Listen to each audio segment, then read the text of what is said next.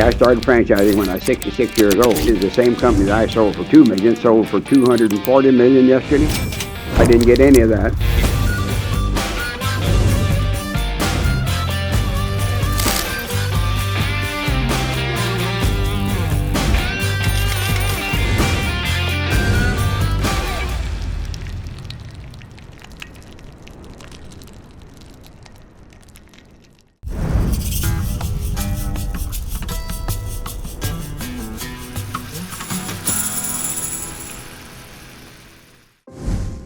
Harland Sanders, or Colonel Sanders as he'd later be known, was born on a farm in Indiana on September 9th, 1890. He came from very humble beginnings, and at just 5 years old, his father passed away. In order for the family to survive, his mother was forced to take on lots of odd jobs like sewing and working at a canning factory. This meant from a very young age, Sanders had to look after his two younger siblings, which led him to practicing his cooking from as young as 7 years old. He'd often stay up late developing his skills, and thus began to become a very good cook.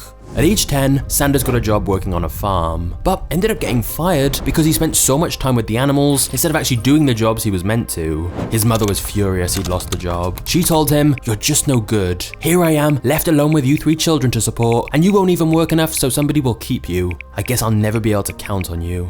Sanders felt ashamed and vowed in that moment he would make a success of his life. However, shortly after this, Sanders' life actually got much worse, as his mother remarried to a violent man who treated his new stepkids terribly. He was very clear about the fact he didn't want them, and so at age 12, Sanders moved out of his home and went to make his own way in the world. He managed to get a job at another farm, and would get up before dawn to feed the animals, then go to school during the day, and take on any other work he could get in the evenings. Unfortunately, it was all too much, and since Sanders hated school, in particular algebra, he dropped out at just 13 years old, merely a few weeks into the 7th grade.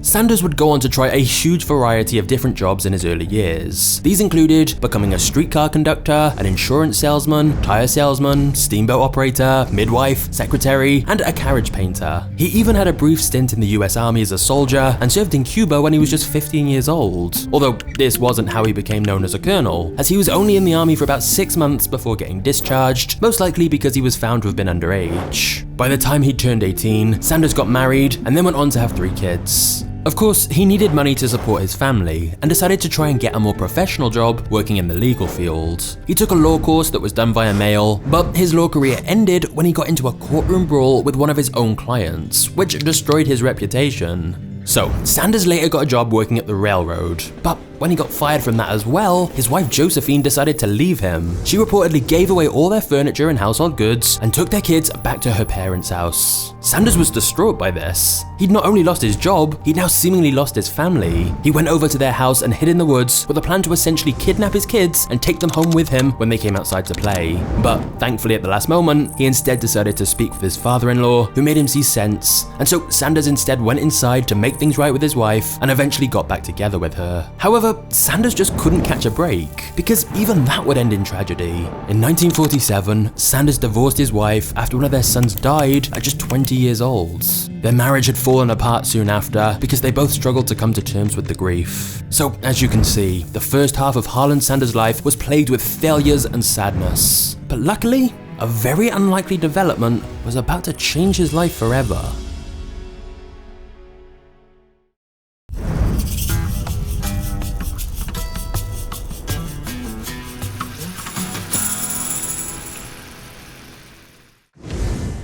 At age 40, Sanders got a job in Kentucky with Shell, running a gas station. And to make extra money, Sanders decided to make meals for his customers from the back room, given that he was a skilled cook. He put out a single table that seated 6 people and sold ham, steaks, string beans, and hot biscuits. Fried chicken initially wasn't on the menu though, as it took too long to prepare, about 30 to 35 minutes, so he couldn't keep up with the demand. He knew that deep frying was one way to cook it faster, but this generally made the chicken way too dry, crusty, and unevenly cooked. But then Sanders made a massive breakthrough. You see, around this time, pressure cookers were becoming more widely sold, and although they were typically used for vegetables, Sanders decided to try it for chicken. It took a lot of experimentation to find the right settings and balance of time, pressure, fat, and filtration, chicken, but eventually, Sanders figured out a way to cook chicken in just 8 or 9 minutes, while still keeping the chicken's flavor. And it only got even better when Sanders tried a new seasoning blend, which he'd later call his secret blend of 11 herbs and spices. Very quickly, the chicken became a bestseller and was a massive hit with travelers passing through. To help increase sales further, Sanders advertised his gas station food by painting ads on barn doors in the local area, which proved to be great marketing. However, a competitor nearby called Matt Stewart was extremely annoyed by Sanders' aggressive promotion and began painting over the signs Sanders had put up. Sanders warned him he'd shoot him if he didn't stop, but Stewart carried on painting over his ads anyway. So Sanders, along with 2 managers of the gas station he operated, went to pay Matt Stewart a visit. However, when Stewart saw them coming, he immediately pulled out his own gun and fired. The bullet narrowly missed Sanders and instead hit one of the managers Sanders had gone with. He died immediately. Sanders grabbed his own gun and returned fire, hitting Stewart in the shoulder. All men were arrested by the police after this shootout, and Stewart got 18 years in prison for murder, while Sanders didn't serve any jail time as he'd fired in self-defense. It was an extremely close call for Sanders, but the end result was his competitor was now behind bars, leaving him to dominate the local area. Sales of his gas station food soared rapidly, especially his fried chicken. He could barely keep up with the demand. In fact, Sanders built up such a reputation that in 1935, the governor of Kentucky, Ruby Laffoon, bestowed him with the honorary title of colonel in recognition of his contributions to the state's cuisine. So the colonel title was honorary, nothing to do with his military rank, but Sanders still embraced it fully, and from then on he went by Colonel Sanders, with many simply referring to him as the Colonel instead of his real name Harland. That same year, the demand for Colonel Sanders' food meant he needed to move out of the gas station and instead opened up a 142-seat restaurant. It had taken him until his 40s, but he finally seemed to have found success. But soon Sanders' bad luck seemed to have returned, as in 1939, his restaurant burnt down. And by the time it was rebuilt, World War II had broken out, meaning there were no tourists or travelers passing through, which had been his main source of customers, and so he ultimately had to sell the place. But he didn't give up. When the war was over, Sanders started a new restaurant, which was successful until the 50s. But then the next bit of bad news came in the form of a new interstate highway that was being built, which bypassed Sanders' location completely, thus drastically cutting his sales. He was ultimately forced to auction off the business at a loss. And so, at the age of 65, he now had no business and no other income except his savings, and thus had to rely on his social security check of just $105 a month. Now, there is some misinformation online that says Sanders nearly ended his life at this point, but there's actually no evidence of that. In fact, quite the opposite. Sanders was a very determined man, and he wasn't going to give up that easily. He said in his biography, "If I hadn't been 66 years old and had a $105 security check coming in every month, I don't know what I would have done. But for me, it wasn't a matter of giving up, it was just a problem of what to do next." And so, despite being at retirement age, Colonel Sanders was really just getting started, and little did he know, he was on the verge of his biggest breakthrough yet.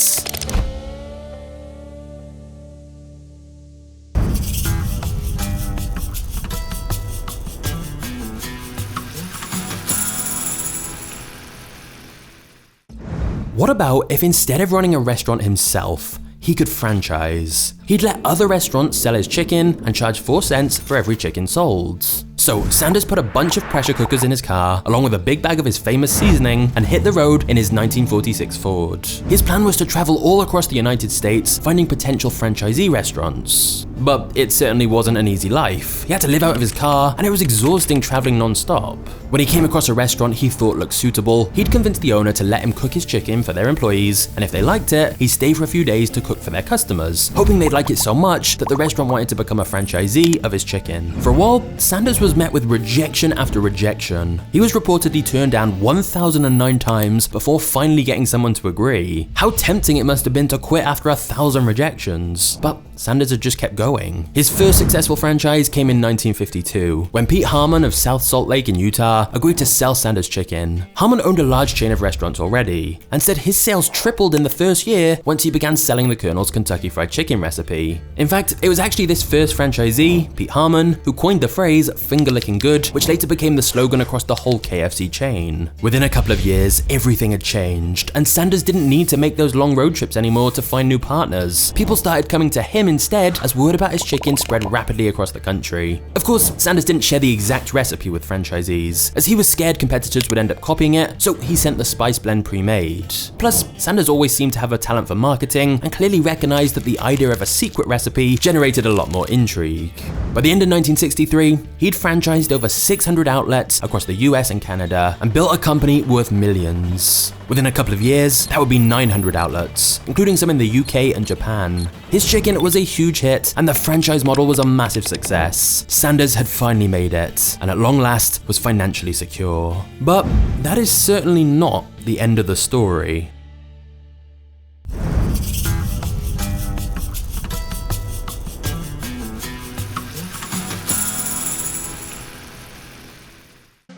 KFC was thriving. But then one day, a group of entrepreneurs and investors, led by a 29-year-old named John Brown, came to Sanders with an offer. They wanted to buy his business. John had been shocked when he'd learned that KFC didn't even have a sales team, and was simply relying on restaurant owners coming to KFC through word of mouth in order to open up their own KFC franchise. John said to his partners, "If we owned this company, imagine how quickly we could expand it if we were more aggressive with sales." So they made Sanders an offer to buy KFC. Initially, Sanders turned them down. His business was like a child to him, and he was concerned they'd ruin it. But John wouldn't let it go. He upped his offer to buy KFC to $2 million and swore he'd never tamper with the Colonel's recipe and would always maintain a high degree of quality control. He also said he wanted Sanders to stay on as an advisor and ambassador for the company, as he believed having Sanders as the face of the company was one of their biggest marketing assets. So in 1964, Sanders finally agreed to sell his business. He was 73 at this point and figured this would allow him a little more time to enjoy the final stages of his life. Once the sale went through, Sanders was officially a millionaire. Although, in truth, he barely stepped away from KFC at all. Sanders enjoyed being part of publicity campaigns and ended up traveling all over the world for various promotions, as well as making appearances on many different TV ads. He simply leaned into the whole thing, wearing his iconic white suit every day. Meanwhile, John and the other entrepreneurs who'd taken over KFC's management made some important changes that helped the business grow and open many new locations. However, in 1971, John Brown sold the company to a giant food conglomerate, and that's when everything began to change.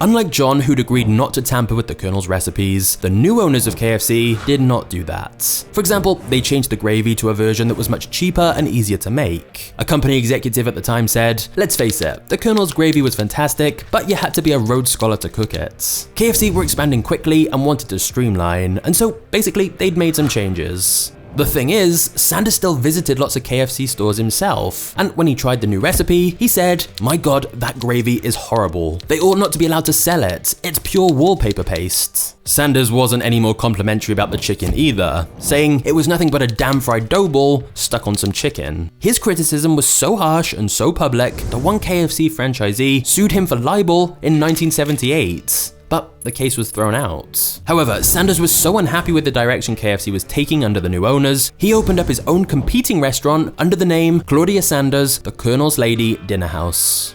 This then led to KFC suing Sanders. In other words, the new owners suing the founder of the company, and it was a bitter lawsuit over the copyright of his name and whether he should be allowed to open a competing business using the Colonel branding. In retaliation, Sanders then attempted to sue the new owners in a separate legal battle, alleging they misused his image in promoting products he hadn't developed. And Sanders was demanding $122 million in damages. Eventually, they settled, and Sanders got paid $1 million, but had to rename his competing restaurant to simply Claudia Sanders Dinner House. And by the way, that restaurant still exists today, and is the only place to get the original Colonel Sanders fried chicken. But still, Sanders was a fighter until the end. But in 1980, he died from acute leukemia, aged 90. He was still working until a month before his death, as he said he had no interest in retiring and sitting around doing nothing. As of today, there are over 25,000 KFC outlets around the world, and it all started with a guy cooking chicken in a gas station. Despite constant failures, rejections, and tragedies, Sanders kept going, started his new business model at 65, and became a millionaire by 74. In the famous words of Colonel Sanders himself, one has to remember that every failure can be a stepping stone to something better. And if you want to see another entrepreneurial success story like this, check out my video on how Netflix built their empire and defeated Blockbuster. This Netflix video was a long time in the making, and I think you'll really like it, so just click here to watch it now, and I'll see you there. Cheers.